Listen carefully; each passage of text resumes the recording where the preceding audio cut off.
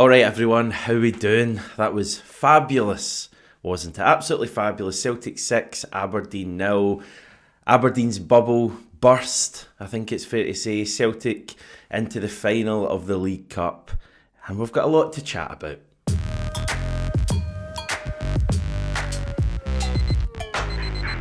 And we'll do that with Stevie, Norwich City fan Stevie, who's outside Hampden Park at the moment. How's things? Let's be having ya. Where are you? Have you had a few drinks, Stevie? I had a few, don't worry about that. But I was doing a wee daily Smith there because of the Norwich City part, but I realised you were born in 2005, mate. So no, I got that. Thanks for that. Yeah, what a day. I'm telling you, I did say to you, 5:30 kick-offs are the way to go to Hampden. I said as well, hopefully we get a performance an atmosphere, a bit like the 5-2 in 2019 against Hibs. That was undeniably better. Atmosphere-wise, don't know, I'm not going to complain, okay? But the performance was just brilliant, absolutely brilliant. And see when you're tanked up and fueled on that bevy, it's even better. Sounds like a few people around you are tanked up as well and enjoying themselves. Is it quite rowdy where you are? I think they're getting away. I don't think it's anything to do with intimidation. I think they just saw me and went, no chance I'm hanging about here. Marvellous though, wasn't it? I mean, just the way the brilliant. Game went, about as good as we could have hoped for. 6 goals, Carter Vickers, Furuhashi, Kuhn, 3 for Daizen Maeda. Aberdeen just completely battered, and I thought Celtic just meant business just from the off. The way we started the game, and like people, I know Charlie Mulgrew, you won't have heard this. Charlie Mulgrew, I usually like listening to. I just think he got it a bit wrong at half time, and the punditry saying that he thought the first half had been really even. For me, Celtic were dominant in that first half. It was just the final ball that was off, but getting that first goal with Carter Vickers from that point, it was just a bit of a procession. Yeah, well, what did Casper Schmeichel have to do? They had one chance, which was the Sockler header. That was it in the whole game. Second half, 5-0 down. Yeah, I'm sorry, Charles, but he's off there. There's no chance. Celtic totally bodied Aberdeen for the start. I mean, first 20 minutes was all like the game at Celtic Park. Both teams feeling each other out, some stray passes, but overall, Celtic were in control. And I just felt, a lot of that was down to the solidity and the presence of Cameron Carter Vickers. When he's back and he's in that team and there's no questions regarding his fitness, you can tell just there's so much confidence in that side. And I think the midfield, got so much confidence from Carter Vickers behind them. Nothing to do with, I'm not taking anything away from how Liam Scales has played, but Carter Vickers is our best defender, and I thought he was marvellous today. I thought our midfield were right on it as well. They didn't give Aberdeen any space, and we saw in that first game at Celtic Park when Aberdeen, they were looking to force mistakes and then presses and overrunners in that midfield like they did at Celtic Park. Jamie McGrath's ball, first time passes, they didn't even try any of that because it was so key that Celtic get a hold of that midfield, and they won the battle. And I think that was the key thing. Aberdeen tried to turn that game into a physical battle and scrap, and it didn't. I mean, it really didn't affect us. We just continued playing our football right through them, and they had no answer. And I thought Celtic were the winners, Hamish, in first half. The ruthlessness on show, total joy to see. Some of the tackling from Aberdeen I thought was pretty excessive. Like, I thought there was a few really bad tackles. The one Malloy, I think the centre back for the second goal, the Furuhashi one, he completely nails Kuhn, and he gets a booking for it. But I thought it could potentially have been a red. I thought it was a horror challenge, and there was one for I think Kuhn's goal when Kyogo's wiped out by Nielsen, I think, and he had another one, and Kuhn was getting really harsh treatment. Like I thought it was pretty clear that Aberdeen were out to target some of our key players, and as the game went on, that was my one concern, was that we got a big injury ahead of the Leipzig game. But as I said earlier, I just thought Celtic really meant business today, and you'll have had a better view than me, but Brendan Rodgers seemed particularly animated today, even at kind of 4-5-0 up, when he wasn't falling in his arse, that is. Did you catch that? Booked. Did he get booked, or was that a joke? What happened there? No, he got booked. I mean, I don't know what he was doing because he. Why did he get booked? Putting the ball away. Oh, was that? See, I didn't notice that. I just saw him do that and then give his wee thumbs up after that. I thought it was like a. Have you not seen him falling? I saw it, and then I saw him giving the thumbs up, but I didn't realise he get booked for kicking the ball away. I missed that. Yeah, I don't know. I don't know what he was doing, but I think that summed up the Celtic attitude today, because he was totally in on that game, and he was really frustrated at that point because I think we'd given the ball away, and he was so animated. And even in the second half, there was a moment, and to be honest, even after the game, and the TV pictures showed him in deep in conversation with Austin Trusty, still saying, you need to do this. And I think he felt that we had a bit of a score to settle today after the last game, and I think the players felt like that as well. I mean, there was real desire to not just beat Aberdeen today, but to make that a totally convincing result. And I mean, like, you can go through the players. Daizen Maeda was just fabulous. The energy that guy puts in. Kuhn was terrific. The midfield, I thought Rio Hatate was fabulous. No, I mean, Hatate lasted 90 minutes as well. When was the last time we saw that? I thought his energy was terrific. He was so enthusiastic, zipping all about the park, and his final ball for most of it was excellent too. Really impressive. And the big one for me is I thought Engels played well in the first half, Hamish. I thought his delivery for Cameron Carter-Vickers' header was exquisite. And I'm surprised because a few people round about me in that area in the West Stand were criticising him and saying Bernardo should have started ahead of him. And I turned around and I'm like, you do realise Engels set up the first goal? And I don't know, you'll maybe want to pitch in with this one, but there's a lot you might have not seen on camera when Engels was making so many great runs in the last third, and our defenders or fullbacks weren't picking them up. But he was busting a gut and getting by Aberdeen's players, and he was visibly frustrated when we weren't picking them out.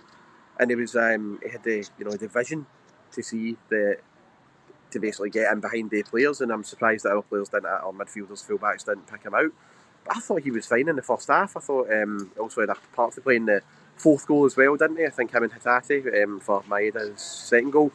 I genuinely thought Engels had a really good performance today. And again, McGregor just fitted in so seamlessly, and it was important he had a good game and he's come back, because remember that Aberdeen game, the 2 weeks draw at Celtic Park, he was quite heavily criticised, especially in the second half, going missing and letting Aberdeen sort of outnumber us and boss it a bit. But I thought he was great as well. As you say, Maeda too, that hat-trick, fantastic, and it was amazing, funny wee bit today. He scored his hat-trick, but there was a bit in the left-hand side where he just blasted the ball out, and everybody just burst out laughing, and that's what you're going to get with Daizen Maeda, isn't it? But for what he gives us, with that energy, for that pressing, and you're going to still get goals from him. He's first choice in that position. Hamish, all round, really can't fault anyone. I thought Vai played well too at left back. Vai was good. Yeah, he was, and again, that was just because we had a game plan and we set out to play football. We set out to play through Aberdeen, and it was probably on a par, I'd say, with the St Johnstone game. Ever since that Dortmund match, it's fair to say that some of the performances have been up and down. We struggled in a couple of the wins, but no, that was really us back to our absolute best today, and it was a real joy to see, honestly. Buzzing after it, because I think a key part of it as well is when you look at Celtic and Aberdeen man for man, and taking the resources out of the way now. I know there'll be a lot of Scottish football fans now, Hamish, making digs at that, and greeting, no doubt, at the money at their disposal, but that's up to them. But I think it's, when you look at Brendan Rodgers and you look at how he's navigated ties at Hampden and how a lot of the players are used to going there, winning, and it has become like a happy place for us to go to in recent years. That was key, whereas you look at Aberdeen, they've had numerous failures there in the last 10 years. That was a big part of that today. There was the Scottish press and a lot of people wanted to do all the talking about Aberdeen getting into this game and how much of a threat they were, and I think we knew that. But I think there was just a slight disrespect to Celtic as well and what we're like on our day. And I'm not saying that as a victim or anything, and I'm fine with other papers, I'm fine with people having taken the boot into us, because as fans we know how good we are, and it's all just about how we rate our team. But yeah, I do feel there was a lot of talk going into this semi-final about Aberdeen after their draw, after their win against Rangers, and after their win against Dundee United and everything. But there was a lot of people forgetting just how good we are on our day, and that was right up there with our best performance of the season. I think you're right, and I think that's something that the team might well have spoken about, because we know from recent times, the end of last season, that Brendan Rodgers quite likes that as a bit of motivation. And I expect him after the game, we've obviously not heard yet, but I expect him after the game to be asked about, was that a big statement win? And he'll obviously play that down. I'm sure that'll be asked, and I'm sure he'll say, nah, it's not about statements and all that. But I think deep down, after the way the last game went, and I think all the hype that Aberdeen have got this season, and rightly so, listen, Aberdeen have been fabulous this season, but I think, Brendan Rodgers and the team will probably be looking at our own form domestically and thinking, I think we deserve a bit more credit because we've won all the games Aberdeen have won, and we've won them far more convincingly. And I think the team will have kind of bookmarked this game today at Hampden Park, semi-final of the Cup, as a real opportunity to go and show that they're the best team in Scotland. I don't think anyone's really doubting that, or was doubting that before the game. They're certainly not now. But I think you're right. I think Celtic deserve more credit from the media. I still think, far too often the whole money excuse is used, and people say, Celtic should be battering teams like Aberdeen 6 still. Aberdeen are a good side this season, and Celtic made them look totally ordinary today. I thought it was a terrific performance, and I repeat that I think this is a really top Celtic team. Yep, can't disagree with what you said, and it's key to obviously say if somebody's shouting at me, they're waving hello. Oh yeah, another watching fan. Now. Yeah, they will be. And by the way, just before I forget, there was a guy last night, I was out at Innocent Gun, a guy called Gary wanted a shout out, sitting right next to me, and he enjoyed me stuffing my face, had a nice steak and chips. Anyway, getting back onto the football, I just didn't want to forget that. But yeah, getting back onto that football side of things, Hamish, yeah, Aberdeen are a decent side, but there was just no game plan from them today. I think the occasion did get to them, and it was just Celtic clearly came to play football, and Aberdeen wanted desperately for that to be a battle. I think Aberdeen's discipline went in the first 10 minutes when they had a couple of players booked as well. Duke certainly for a shocking challenge, I think, on Johnston, and yeah, they just never recovered for that, really. I think the occasion definitely got to them, whereas Celtic, they're so much more experienced and so much more winners on the side, and I think that showed today. Don't get me wrong, we'll go to Pittodrie, and that's a really big one for the next game of Pittodrie when we play them, and I think we will continue to do. I think Aberdeen will be even worse in that game than what they were today, but I guess we'll deal with that when we come to it. But that was just a real showcase of how good Celtic can be on their day today, and they were just right on it from start to finish. I think the fact that a big part of the game as well is the midweek stuff, and I think Aberdeen is something we touched on prior to the game, and it wasn't a huge surprise to see it play out, but Aberdeen put in so much effort into Wednesday night's game and beating Rangers, and yeah, I think just with that being at Pittodrie and Rangers, the way they're struggling at the moment, that was probably it was clearly their better opportunity they had this week. If they were going to win one game, it was probably going to be that, but they expended so much energy. And conversely, Brendan Rodgers rotated the team on Wednesday night, and I know Wednesday night's performance wasn't great, and it was maybe a little bit of a drab game all in, but certainly good management. Looking at the manager, the way he took some players out on Wednesday and was able to rest a few and get some injured players back. Didn't rush McGregor or Kuhn back, who could have played in midweek. Didn't take a chance. And you look at their performances today; they were ready to go. So I think. I guess we were fortunate in a way in the way the fixtures arrived, but we really took advantage of it, and I just thought that was part of today as well. And you could run through the entire team. I mean, I think you take him for granted, but Alistair Johnston's just fantastic, playing so well, and he gets at least one assist today, but he's just constantly up and down that line. And speaking of assists, yet again, goals and assists, Nicolas Kuhn again. What a fantastic goal. Yeah. Brilliant. At the game, I don't know, you probably have noticed this on TV, but at the game felt like an eternity with that VAR, and then everybody was going, it felt like for a good 5 minutes before it was awarded. But I don't think I even saw a replay. Did you not? No. The replay? No, I don't think it so. It felt ages before Nicolas Kuhn's goal was awarded. Yeah. And the fans all had a good laugh at that as well. But I thought Kuhn, again, first half as well, was terrific. And you're right, you could really go through the entire sides, and it's one of the ones just as a collective team performance, outstanding. But I think just for myself, I'm quite interested to see what people thought about Arne Engels, and if the guys around me were right in their assessment, or if it was, it doesn't always happen, that if I was correct, because I thought he was absolutely fine. I thought he was good. He's good. Powerful running. Aye, really energetic, and I'd hope it's going to be an interesting one now midweek to see if the manager goes with him or Bernardo. But I think one thing's for sure, like Rio Hatate and Callum McGregor, the two of them will play. Thought they were outstanding today in midfield, Hatate especially at a time when the last time against Aberdeen he was great, but it was noticeable after 60 odd minutes when he was shattered and Aberdeen sort of started dominating that midfield. Like Hatate for that 90 today was just on it. It was just marvellous to watch, and I'm hoping to see more of that for him. Yeah, I agree. Hatate was buzzing around and just so involved. The entire midfield was, McGregor was linking the play. He got a ridiculous booking, Callum McGregor, early on in the game.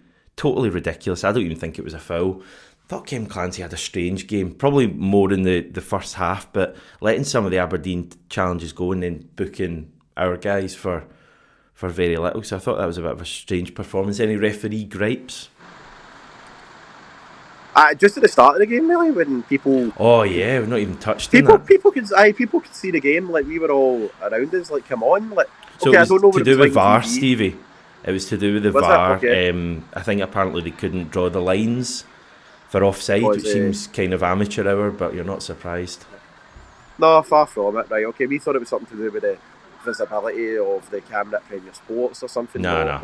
Being able to see it. That's what we all thought around us. But yeah, that was the only one. Like, I think it was just annoying that there was no notification or no, like, in the PA system. Didn't even let fans know what was going on. But then again, communication in Scottish football, all-time low as ever. But that was the only thing that I'd say was the gripe towards all that. Like, everybody was in the dark as to what was happening. But when the game finally kicked off, atmosphere was cracking, first half especially. Cracking stuff. Favourite goal? I'm legally obliged to ask that when we score 6.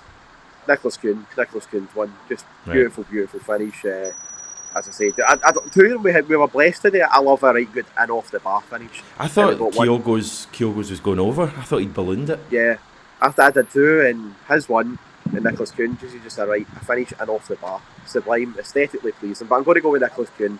CCV's was good. What a delivery, and I love a powerful header. We don't do that enough. Brilliant ball from Engels, but no, for the third time, I'm sticking to it. Nicolas Kuhn's goal, definitely the best. I loved the last one. The last one. I thought the last one was the best goal we scored. It was I can't remember who it was that flicked. It was a Bernardo that kind of flicked it to Johnson and then just fizzed it across, and Maeda was at the back post. It was just fabulous stuff, and the confidence the team will have after that, I think, going into Tuesday night. Sorry, is going to be massive. Leipzig beaten 2-1 by Borussia Dortmund, Stevie. So,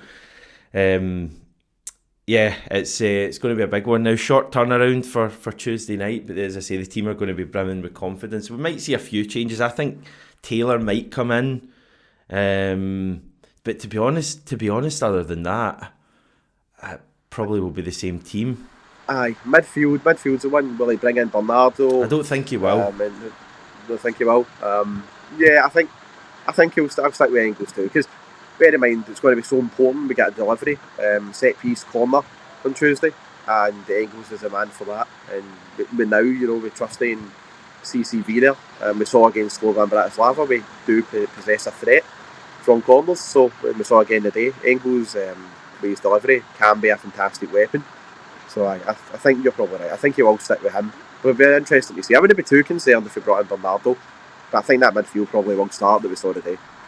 And I know there was a bit of chat. We got a lot of comments in after one of the videos the other day. I think it was one with Asim, and people very critical of us for taking Liam Scales out the team and all of that stuff. And I thought some of the comments were pretty unfair, to be honest, because I think we've been really complimentary of Liam Scales this season, and I just personally felt that we would see Carter Vickers next to Trusty, and I was proven correct. And I think you're going to see that on Tuesday night as well. I think the centre-back pairing that started today will start on Tuesday as well. I think Taylor will come in for Vi. I just get that impression. But other than that, I think you go with the same team, because I think Hatate in Europe is important, and Engels, and it's not as if kind of Bernardo came on and really made me think he should start. Like I know he was coming on when the game was won, but a few sloppy passes, and I think Bernardo's a great sub to have off the bench. I think Kyogo, who was kind of buzzing around and looked more like himself, I would say, and obviously got his goal. He'll be in good form for Tuesday night and sets us up for a belter, Stevie. But we've got a belter tomorrow as well. at the National Stadium. Who do you? I'll be watching. Don't worry about that. I know you will be. I know you will be. You don't need to tell me that. Who do you fancy in the final? I want Motherwell purely for the selfish reasons, because it's easy to get a ticket and the Timmy Mallet, as you call it, the Diego Dallet. But aye, Motherwell. I'd rather Motherwell in the final, just for selfish reasons. I've been there. Sorry, but yeah, that doesn't change. Motherwell, please do us a turn. But I have my doubts. I think they're a pretty bad team, and I don't think they'll do anything tomorrow. But I'd love to be wrong. Ticket and reasons aside, though, you fancy either of them at the moment? I mean, yeah. I think Motherwell will be huge favourites to win that. I think if we get Rangers, and obviously if they get through, you see what happens. They might have a new manager by then, but regardless, we're still going to be pretty big favourites, I'd say, for the final. Yeah. What an opportunity to get our trophy back. Yeah, Brendan's dying for this treble, isn't he? So you can already tell he's envisioning it now, lifting that up, because he does the type of thing. He'll be practising his speech and all that after the game already. So that's what he's like. But aye, whoever we get, I strongly fancy us. But I pray God it's Motherwell. What's the plans for you now? We are going to jump to that clockwork probably now. So okay. We had Elvino did flow earlier. Don't worry about that. But it's the train. See, getting the train back to like the city after this. It's a pure nightmare. It's a waste, and it's like there's one train an hour. So I think we're going to go to the clockwork and we're going to have a few gins. Lovely. I'll keep you updated on how the night goes. Okay, hopefully hear from me tomorrow. Well, I'll probably head back to bed because we're 7:15 here. What a grim thought. My heart bleeds. My heart bleeds, mate. We'll continue or start the build up to the Leipzig game tomorrow on the channel. Should be speaking to a Leipzig fan, so all well and good. Stevie, thank you once again. Much appreciated outside that glorious stadium, Hampden. Yeah, love it. Never criticised it. A great place. Really, really great views as well. Fantastic. Fabulous. Thanks everyone for watching. Please help us get to 11,000 subscribers. If you're not subscribed and fancy doing it, it would mean a lot to us. Right, okay. See y'all.